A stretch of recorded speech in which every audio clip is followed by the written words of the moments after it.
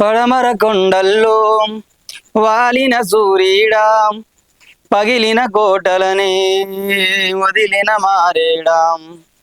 పడమర కొండల్లో వాలిన సూర్యుడా పగిలిన కోటలనే వదిలిన మారేడా. తడిసిన కన్నుల్లో మళ్ళీ ఉదయించే కలలో దేవుడిలా కాపై ఉంటావా.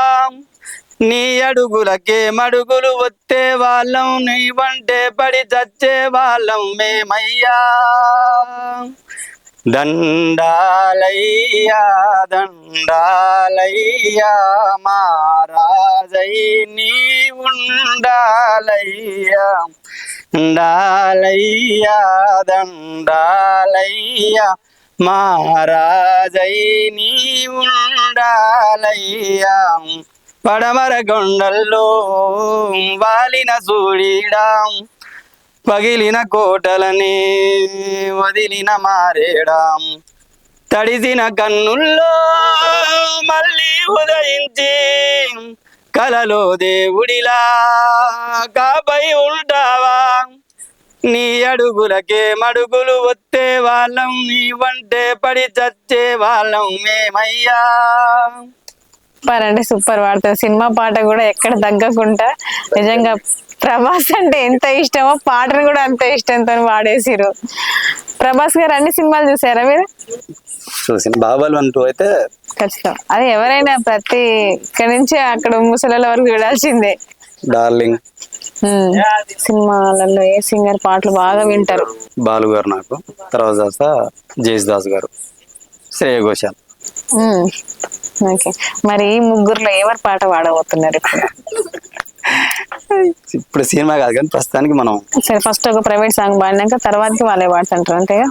సరే పాడండి. ఆ చల్లని సముద్ర గర్భం దాచిన బడబా నలమెంతో, ఆ నల్లని ఆకాశంలో కానరాని భాస్కరులెందరో. ఆ చల్లని సముద్ర గర్భం దాచిన బడబా నలమెంతో, భూగోళం పుట్టుక కోసం రాలిన సురగోళాలెన్నో, ఈ మానవ రూపం కోసం జరిగిన పరిణామాలెన్నో. ఆ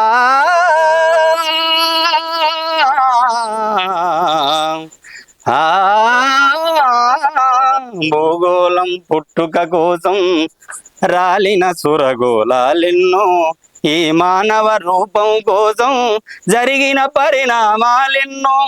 ఒక రాజును గెలిపించుటలో ఒరిగిన నరకంటాలెన్నో, కులమతాల సుడిగుండాలకు దగ్ధమైన బతుకులు ఎన్నో. ఆ చల్లని సముద్ర గర్భం దాచిన బడబానలమెంతో, ఆ నల్లని ఆకాశంలో కానరాని భాస్కరులెందరో. ఆ చల్లని సముద్ర గర్భం అన్నార్థులు అనాథలుండని ఆనవయుగమదెంత దూరము, కరువంటూ కాటకమంటూ కనిపించని కాలాలెప్పుడు, పసిపాపలని దురకనులలో ముదిరిన భౌతవ్యం ఎంతో, గాయపడిన కవి గుండెలలో వ్రాయబడని కావ్యాలెన్నో. ఆ చల్లని సముద్ర గర్భం దాచిన బడబానాలెంతో, ఆ నల్లని ఆకాశంలో కానరాని భాస్కరులెందరో. ఆ చల్లని సముద్ర గర్భం. మీ కడుపులో నాకు పాట రూపంలో కూడా చెప్పరాట్లేదు. ఎన్ని పాటలు ఉన్నాయి, అన్ని పాటలు మేము పాడించుకోవాల్సింది. అంత బాగున్నాయి మీ పాటలు, మీ వాయిస్ మస్తు పాడుతున్నారు. ఇంకా ఇంకా కొంచెం టెన్షన్ ఉన్నది మేడం, అది కొంచెం ఫ్రీ అయితే ఇంకా మొత్తం ఓపెన్ వాయిస్ వస్తుంది. అట్లా కదా. నాకు నేను స్టేజ్ల మీద పాడితే చాలా స్టేజ్లలో పాడినా, కానీ ఎందుకో స్టార్ట్ అయ్యే ముందు ఇది టెన్షన్, ఒక హాఫ్ అన్ అవర్ 1 అవర్ అట్లా ఉంటుంది. స్టేజ్ల మీద కూడా అంతేనా? ఎక్కే ముందు డేర్ చేసి అవతల టెన్షన్ పడి ఎక్కుతాయి, ఇక ఎక్కి వదిలేస్తా. 100 మంది కదా, 100 మంది ఉంటారు. ఏపూర్ సౌనతను పోతే 1000 మంది ఉంటారు, ఇంకా వేలలో ఉంటారు. కాకపోతే అక్కడ పర్ఫార్మెన్స్ నా దాకా రాదు. ఏమన్నా సైడ్గా కోరస్ వరకే ఛాన్స్. కోరస్ అయినా కూడా అక్కడ శృతి కంపల్సరీ ఉంటది కదా, అది కూడా మరి అది కూడా నార్మల్ విషయం ఏం కాదు. ఎందుకంటే అందరూ ఒక తిరగబడి మన టెన్షన్ మన ఒక తిరగబడితే ఎవరు యాక్సెప్ట్ చేయరు కదా. సో అక్కడ కోరస్ అయినా సెలెక్టెడ్ గానే వెళ్ళాల్సిందే. సో మరి ఏపూరి సోమన్న గారితో ఎన్ని ప్రోగ్రామ్స్ చేస్తారు? కొంచెమే ఒక 4-5 ప్రోగ్రామ్స్కి వెళ్ళినా మనకు గుర్తింపు లేదు కదా అని చెప్పేసి బ్యాక్ అయినా. ఓకే, ప్రజెంట్ ఏం చేస్తున్నారు? ప్రజెంట్ ఉన్న వ్యవసాయం ఇంటి దగ్గర. ఎంత ఉంది వ్యవసాయం? ఒక 5 ఎకరాలు ల్యాండ్, పొలం. ఇంకేం 5 ఎకరాల పొలం అంటే బెస్ట్ అన్నట్టు. ఇద్దరం ఉన్నాం, ముగ్గురం. ఒక ఆయన వేరే పొలం దగ్గర ఉంటాడు, ఇద్దరం ఇక్కడ ప్రస్తుతానికి. మ్యారీడా? పిల్లలు? బాబు. సో అమ్మ నాన్న ఉన్నారు. ఏం చేస్తారు? ఇక వ్యవసాయమే ఇక ఇదే పని. అమ్మకి నాన్న కూడా వస్తాయా కథలు? నాన్న ఆయన మొత్తం లీనమన్నట్టుగా ఆయన పాడితే ఇక మనం కూర్చోలేము, అట్లా ఉంటది. ఆ రేంజ్ లో పాడతాడు. కానీ అవునంట. సో మేము వద్దాం అనుకున్న నాన్నగారి దగ్గరికి, ఆయనకి హెల్త్ ఇష్యూస్ ఉన్నాయి, ఆరోగ్యం సహకరిస్తలేదు, లంగ్స్ ప్రాబ్లం ఉంది. Lungs problem. సో ఎందుకని అంటే పాటలు ఎక్కువ పాడటం అట్లా కొంత కావచ్చు ఇప్పుడు ఈ వెదర్ కు. ఓకే, లేకపోతే తర్వాత కొంచెం మళ్ళీ వస్తాడు. సో బాగా పాడతారంట నాన్నగారు. మీరు స్కూల్ స్టేజ్ నుంచి పాడేదా? మీ ఎడ్యుకేషన్ అంటే 8th వరకే. 8th అంతే. తర్వాతకి ఏం చేశారు? వ్యవసాయమేనా? అక్కడ వరకే స్టాప్. ఇప్పుడు ఏపూరి సోమన్నతో వెళ్ళానన్నారు. సో మరి ఏపూరి సోమన్న గారి సాంగ్స్ ఏమన్నా వస్తాయి?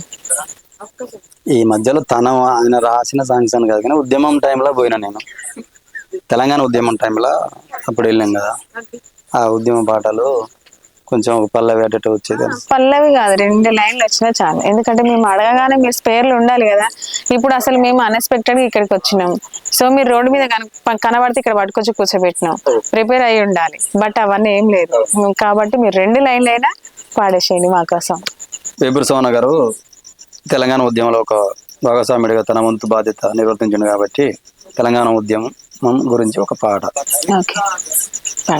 రాతి బొమ్మల్లో కొలువైన శివుడా, రక్తబంధం విలువ నీకు తెలియదురా, నుదుటి రాతను రాసేవో బ్రహ్మదేవా, తల్లి మనసేమిటో నీకు ఎరువవురా, తెలిసుంటే జట్టంతా నీ కొడుకును తిరిగి తెచ్చి ఇవ్వగలవా నీ మహిమలో, రాతి బొమ్మల్లో కొలువైన శివుడా, రక్తబంధం విలువ నీకు తెలియదురా, నుదుటి రాతను రాసేవో బ్రహ్మదేవా, తల్లి మనసేమిటో నీకు ఎరుగవురా, పువ్వులో పూనై నీ పూజ చేశాను, నీరునై నీ అడుగు పాదాలు కడిగాను, ఒక్క పొద్దులు ఉండి మొక్కు చెల్లించాను, దిక్కు నీవని తెలిసిది మాగా ఉన్నాను, ఈ కన్న బిడ్డపై ఈశ్వరాని కరుణ ఏమైందిరా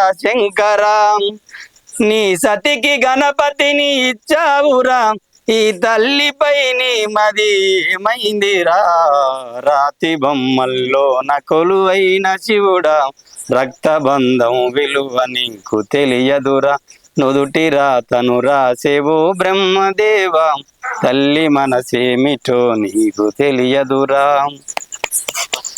ఇలాక సినిమా సాంగ్స్ అంటే మన సింగర్స్ లో యేసుదాస్ అన్నారు ఇష్టం, బాలసుబ్రహ్మణ్యం సార్ గారు అన్నారు, సో శ్రేయ ఘోషల్. సో ఈ ముగ్గురిలో ఒక పాట పాడమన్నా, మీరు మర్చిపోయారు. సో ఇప్పుడు యేసుదాస్ ఒక సాంగ్. ఓకే, పాడండి. వెన్నెలైనా చీకటైనా చెరువైనా దూరమైనా నీవే నా జీవితము, నీ ప్రేమే శాశ్వతము, ఏ జన్మదో ఈ బంధమో, కన్నా కన్నీరెందుకురా, కన్నా కన్నీరెందుకురా, అమ్మా నాన్న నేనేరా, వెన్నెలైనా చీకటైనా చెరువైనా దూరమైనా నవ్వరా బాబు నా ఇంటి దీపంలా, ప్రమిదేలేని వెన్నెల దీపంలా నిన్ను కన్నా అమ్మ ఏమో బొమ్మ అయినది, నిన్ను విడి ఆమె మట్టి బొమ్మ అయినది. ఆ పాపమే నా పుణ్యమై నిన్ను పెంచుకోనా పెద్ద చేసుకోనా ప్రాణమైన దార పోసుకోనా, వెన్నెలైనా చీకటైనా చెరువైనా దూరమైనా నీవే నా జీవితము, నీ ప్రేమే శాశ్వతము, ఏ జన్మదో ఈ బంధము, కళ్ళ కన్నీరెందుకురా అమ్మా నాన్న నేనేరా, వెన్నెలైనా చీకటైనా చెరువైనా దూరమైనా. సూపర్. ఎంత ఎత్తు కంటే పాట అసలు అన్ని స్కేల్ దాటే బేస్ లో బేస్ లో పాడితే నాకు ఉండదు, అందుకనే లేపిన రెండో చరణానికి లేపిన. వాయిస్ అంతే, ఉన్న వాళ్ళు ఎప్పుడు దాచుకోరు. సో ఎంత హైలో వాడితే అంత సాటిస్ఫాక్షన్ ఉంటది. సో కాబట్టి మీరు అంతే హైలో, ఇంకా ఉన్న పాట కంటే ఇంకా హై ఎక్కువ తీసుకోగలుగుతున్నారు మీరు, అవలీలగా వాడుతున్నారు. సో ఆ టెన్షన్ వల్ల అక్కడక్కడ తడబడుతున్నారు. అవును మేడం. గోవర్ధన్ గారు, ఇంకా మిమ్మల్ని అడిగి ఎక్కువ ఇబ్బంది పెట్టదలుచుకోలేదు, ఎందుకంటే టక్కున తీసుకొచ్చి కూర్చోబెట్టాం కదా. సో మీరు ఇంకా టెన్షన్ ఫ్రీ అవ్వట్లేరు. ఖచ్చితంగా మా స్టూడియోకి మళ్ళీ పాటలు అన్ని తీసుకొని ఎక్కువ తీసుకొని మా స్టూడియోకి రావాల్సిందే. మళ్ళీ మిమ్మల్ని ఫుల్ డే ఇంటర్వ్యూ తీసుకుంటాం. సో ఇప్పటితో వదిలేస్తున్నాం, మళ్ళీ నెక్స్ట్ టైం అయితే వదిలేయం. ఎందుకంటే పాటలు ఖచ్చితంగా మీ నుంచి చాలా పాటలు వస్తాయంట, అన్ని రకాల పాటలు పాడించుకొని మిమ్మల్ని వదిలేయడం జరుగుతుంది. సో మీరు ఖచ్చితంగా ఇంకోసారి నెక్స్ట్ టైం ప్రాక్టీస్ చేస్తాం. తప్పకుండా మేడం. ధన్యవాదాలండి మీకు. Thank you. మరొక సింగర్తో మీ ముందుకు వస్తాను. Thank you so much. నాకు ఈ అవకాశం కనిపించిన RLR మీడియాకి ధన్యవాదాలు తెలియజేసుకుంటూ ప్రోగ్రామ్